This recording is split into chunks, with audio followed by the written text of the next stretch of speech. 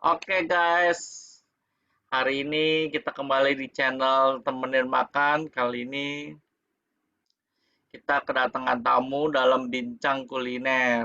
Nah, tamu ini teman traveling saya juga nih, pernah jadi teman kerja juga.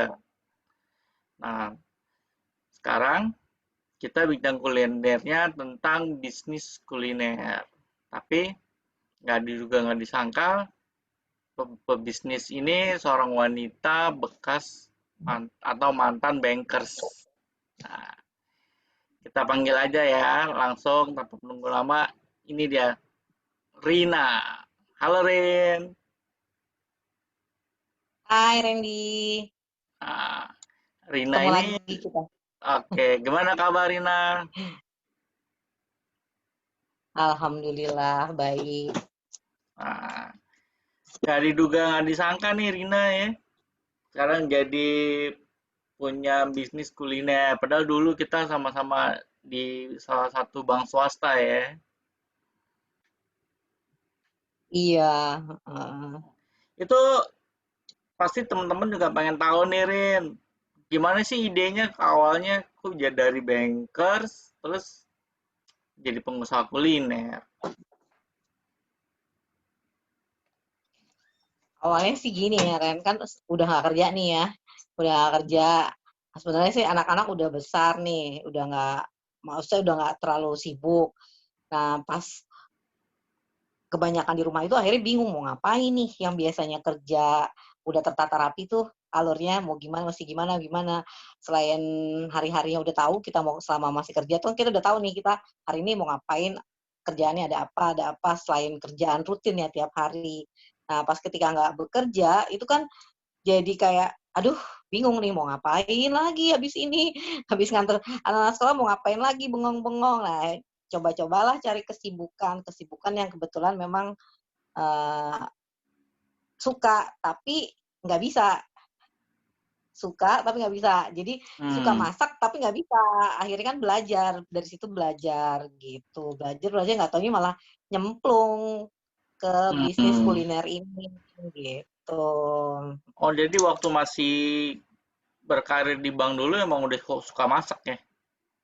Iya suka masak walaupun belum bisa masak, maksudnya nyoba-nyoba tapi belum belum apa, belum jago gitu, masih yang masak-masakan biasa aja gitu.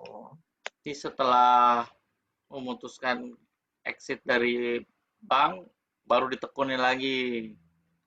Ya awalnya sih waktu itu kan anak kan sekolah di sekolah swasta tuh, yang mana tuh bergabungan di situ ada SD, SMP, SMA. Nah kantinnya itu kan nggak seberapa besar, jadi ketika mau makan kan pas jam istirahat semua tuh ke situ tuh, ke kantin. Hmm, Kadang kalau pulang jemput anak suka nanya tuh tadi makan apa, nggak makan karena males ngantri rame gitu kan.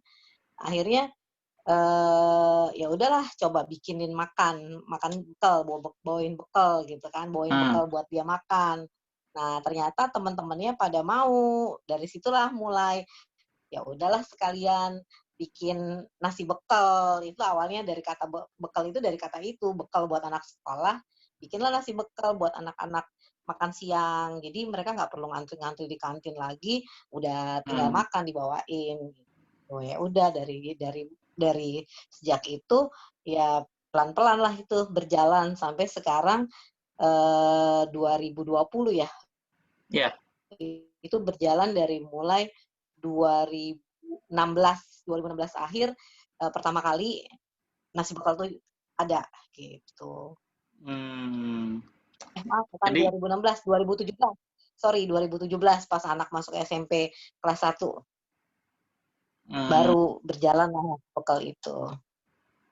Oh jadi bawa bekal untuk anak dulu lama-lama teman-temannya lihat terus pada Pada ikut, oh iya, para ibu-ibunya kan pada ya udah dah mamanya Nora ikutan deh, ikutan apa buat anaknya makan, jadi daripada mereka nggak makan siang kan karena males ngantri di kantin, jadi pada minta dibikinin buat catering buat anaknya. terus Itulah dari pertama kali situ bakal ada. kok bisa sampai sekarang masuk ke catering corporate, Nah, acara-acara iya. apa buka Itu puasa gitu. itu kan awalnya kan gini, masa cuma di sekolah aja gitu istilahnya kan. Pasti kita, kalau kita mulai sesuatu pasti kan pengennya apa yang kita mulai itu berkembang dong, nggak Hmm. mungkin di situ aja gitu kan. Ada perkembangannya yang tadinya catering buat anak-anak SMP, terus anak SD yang di bawah, ada juga yang orang tuanya kenal ikutan catering. Jadi kan nambah tuh, nambah pelanggan, SMP, SD juga gitu. Terus eee, pelan-pelan nawarin teman-teman juga nih, promosiin dulu nih nasi bekal ke teman-teman yang kantor ya, teman-teman kantor. Dari mulut ke mulut lah akhirnya itu berjalan, gitu. Dari yang kita mulai bikin, pakai di mangkok kecil untuk nasi bekal, sampai akhirnya pakai dus, terus sekarang yang lagi tren pakai besek, gitu. Selain itu juga Hmm. bikin yang buat di kantoran itu buat makan siang rapat, rapat dan meeting begitu atau ulang tahun, ya udah mulai masuk ke situ tuh. Sementara di sekolahnya karena anak sudah SMA, yang satu udah kuliah, udah nggak lagi masuk ke anak-anak sekolahan gitu. Justru larinya sekarang pasarnya malah di perkantoran gitu. Oh, anak SMA udah nggak mau dibawain bekal lagi ya. Iya, SMP udah nggak, kalau SMA kan udah nggak mau tuh dibawain bekal gitu. Cuma tetep sih, ada juga sekali-kali yang anaknya ulang tahun, minta dibikinin anak SD ya, ulang tahun minta dibikin nasi kuning, itu tetap ada gitu, satu 2. Hmm. Jadi bisa masuk ke corporate-corporate gitu, acara-acara itu pakai strategi promosinya gimana, Rin?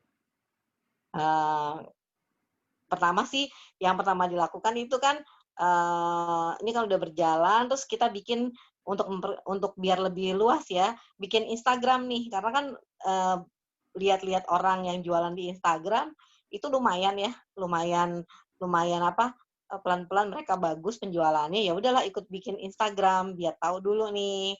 Terus info ke teman-teman, ada IG-nya loh, terus bikin bikin stikernya juga, bikin, buat ini marketingnya ya, biar marketingnya ya. Terus setiap kali ada yang pesen, kita selalu minta testimoninya, jadi kita, foto yang bagus, masukin ke IG. Nah, dari situ kan, dari yang tadinya nggak tahu, ada yang tahu, customer kan kadang dari mulut ke mulut ya, dari mulut Hmm. ke mulut nih biasa kan, itu kan, program marketing yang bagus juga ya, setelah puas dengan makanannya kan biasanya dia akan ngomong ke temennya itu lumayan. Terus dari Instagramnya pelan-pelan nambah follower-follower, ada yang memang nggak kenal jadi tahu, ada nasi bekel gitu. Berarti memang kualitasnya juga oke dong ya. Jadi banyak yang mereferensikan ya. Iya iya lumayan sih.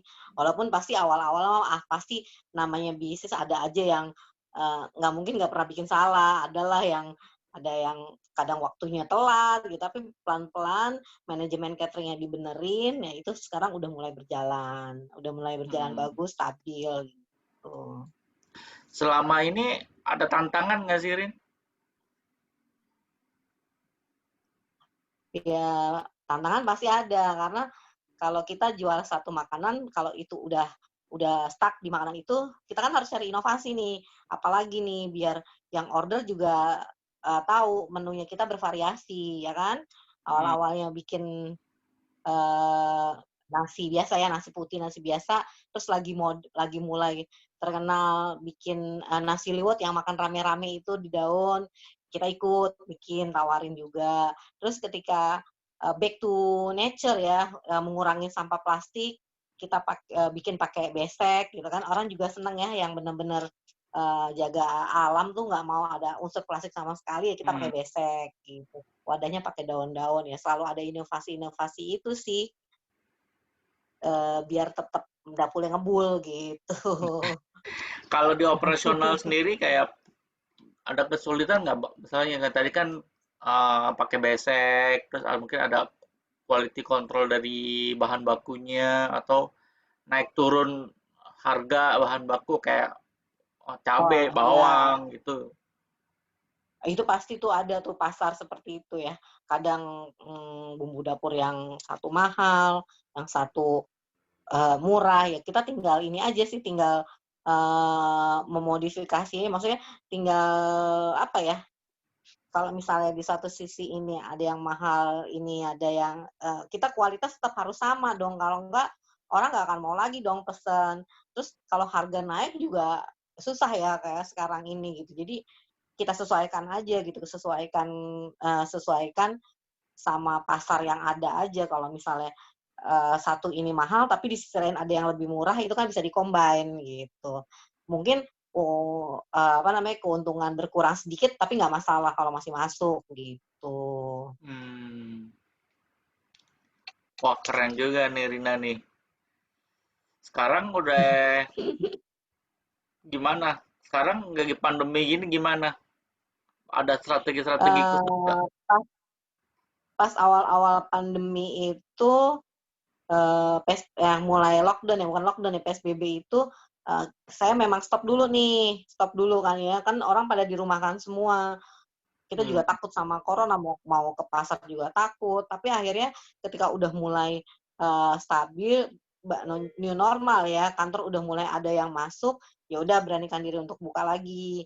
Cuma ya memang nggak sebanyak, tetap ya namanya kondisi pandemi seperti ini, menurun iya pasti, ya kan daya beli orang menurun, orang Oh, lebih banyak di rumah, jaga kesehatan, mereka masak sendiri, takut pesan, itu pasti ada ininya, ada apa, grafiknya ya, agak nurun. betul. Tapi pelan-pelan ya lumayan sih, ada yang pesan sih ada aja gitu. Oh, Terus paling bikin-bikin yang harganya yang lebih ekonomis gitu kan, kalau nasi besek itu kan lumayan mahal ya, kalau betul. buat makan siang, itu lumayan mahal untuk karyawan-karyawan biasa ya, yang kalau paling biasanya mereka makan di restoran atau warung itu sekitar 25.000, itu udah banyak banget. Sementara kalau di Besek itu kan kita jual harga bisa 40.000 gitu. Akhirnya bikin yang harganya masuk di mereka gitu, murah tapi tidak menurunkan kualitas, rasa tetap Kualitas. enak. Ya, jadi bikinlah yang paket-paket seperti nasi bakar, nasi liwet Hmm. bakar, itu harganya kan cuma 18.000 tapi kenyang gitu istilahnya kan. Oh, Atau nasi liwet cumi, sama satu menu yang masuk di combine sama nasi liwet, itu di harga 25 ribuan. Jadi tetap tetap ada penjualan, harga memang lebih murah tapi kualitas tetap itu, rasa tetap hmm. enak. Jadi kalau harga terjangkau, segmennya lebih luas juga ya. Ya, betul. Karena kan sekarang kan namanya pandemi kan orang yang rapat-rapat, biasanya kita buat orang rapat ya, Hmm, konsumsi buat rapat, konsumsi meeting, apa segala macam gitu kan, karena pandemi berkurang dong, rata-rata orang rapatnya lewat Zoom gitu kan. betul. Jarak jauh semua. Jadi kan itu mengurangi dari orderan juga kan, orang nggak pernah meeting lagi. Jadi ya sudahlah, jadi kita bikin menu yang masuk, harga masuk, terus tetap enak gitu aja sih. Hmm. Ya Mhm. sekarang Blue juga udah dikenal juga ya produknya. Iya Sekarang udah ada lumayan. berapa menu sih, Rin? Banyak sih, ada nasi liwet komplit, ada nasi ayam taliwang komplit ya, ada nasi Bali, ada nasi bakar, ada nasi kuning Manado gitu. Ada lumayan lah, nanti bisa intip-intip di IG-nya ya. Itu banyak Oke, menu. keren nih Rina nih. Kalau dari kompetisi gimana? Ada ngintip-ngintip pesaing gitu gak? Iya itu sih biasa ya. Buat buat apa, masukan ke kita juga, pasti kita akan lihat-lihat pesaing kita kan ya.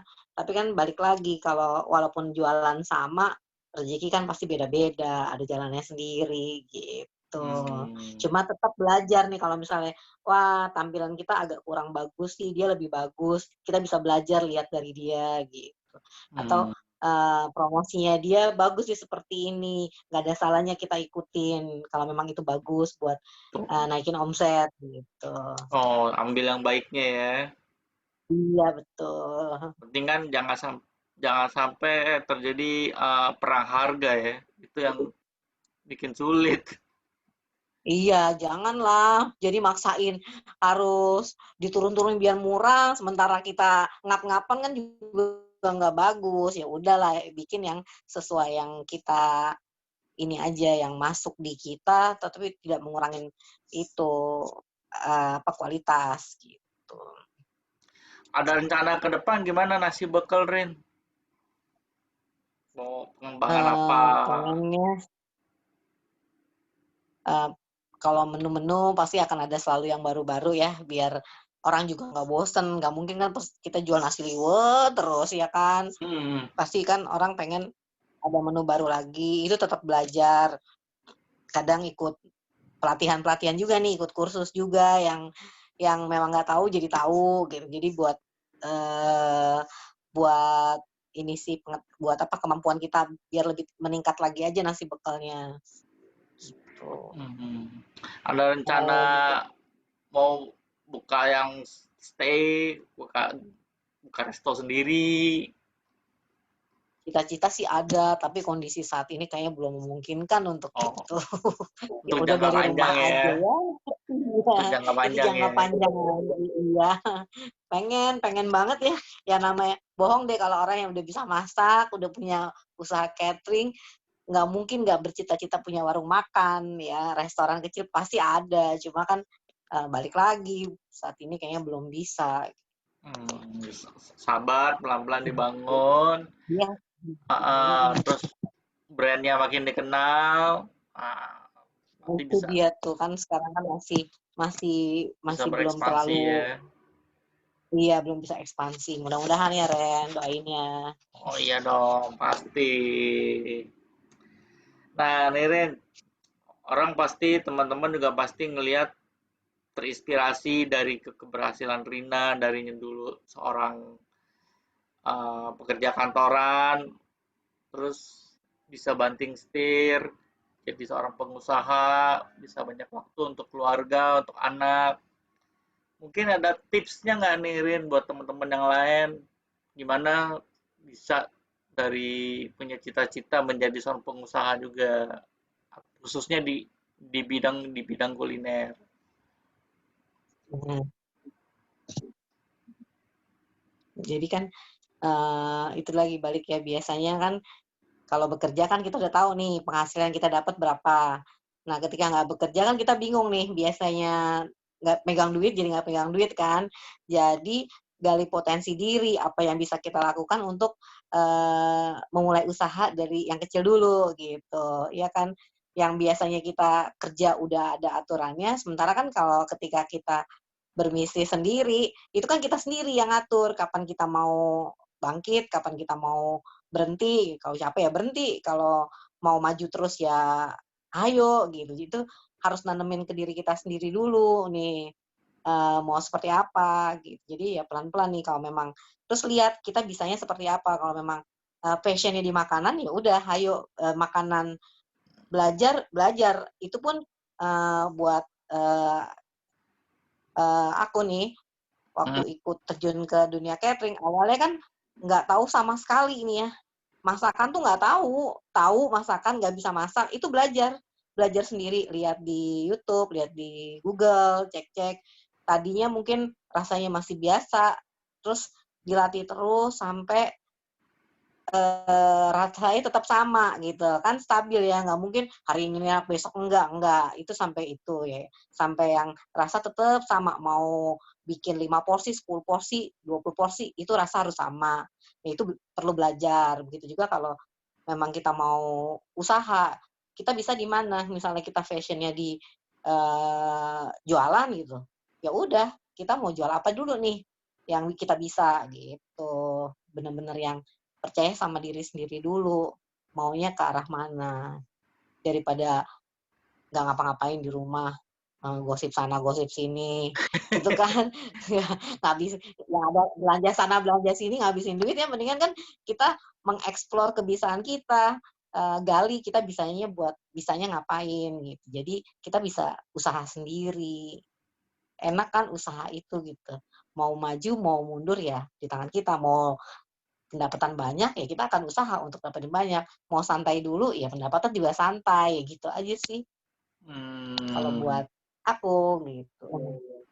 Jadi buat teman-teman tipsnya Yang juga yang pasti mendingan dimulai dari belajar, iya. hal yang kecil dulu belajar ya.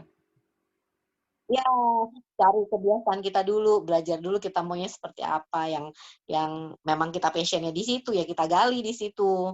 Jangan semua diambil nih, bingung sendiri nanti. Ya kalau misalnya Iya, senengnya nulis, ya udah belajar nulis dulu, apa bikin cerita sampai akhirnya bisa jadi buku kan itu mulai dari yang kecil-kecil dulu kan, nulis-nulis gitu. benar. Kalau kebetulan saya dimasak ya belajar masak gitu.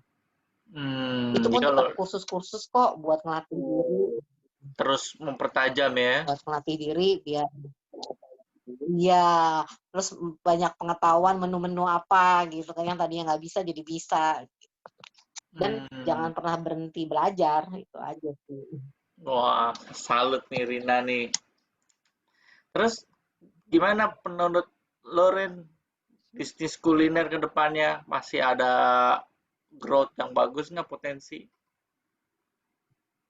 Kalau kuliner sih pasti akan ada, orang pasti butuh makan, iya kan? Hmm. Walaupun kondisi seperti apapun, orang pasti akan butuh makan. Tinggal kita nyari peluang apa yang bisa makanan yang masuk di kondisi yang sedang terjadi, itu aja.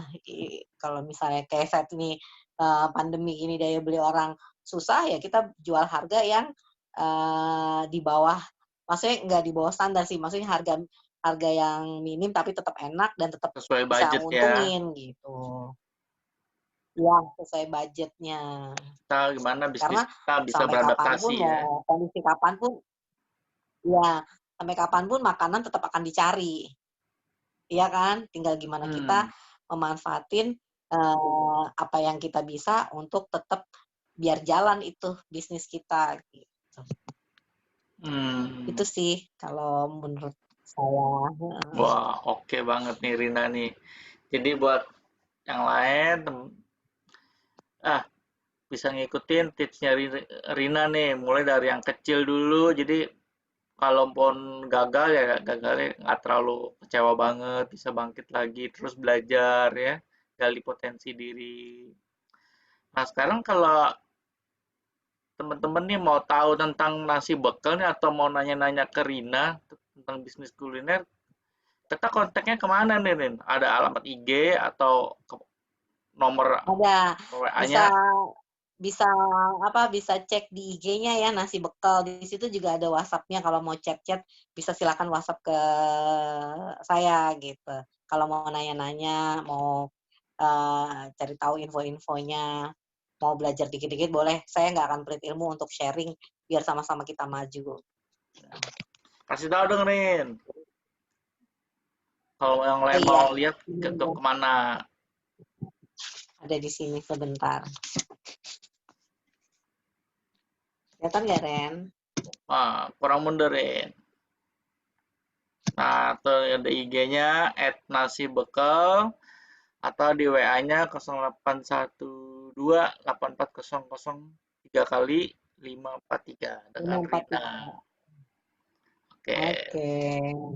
Oke Rina, Di thank you follow ya banget nih IG-nya ya. udah nyempetin waktu. Terima kasih udah mau diundang buat ngobrol-ngobrol. Maju terus, Thank you, sukses terus Randy. nasi bekelnya. Amin, amin. Amin. Makasih ya, Randy. Oke Rina, nanti kapan-kapan diundang lagi ya. Kalau ada menu baru Boleh. mungkin bisa di-share foto-fotonya. Siap, siap. Ambil yang baiknya, buang yang buruknya ya. Kalau ada salah-salah ya. Oke banget Rina, thank you ya.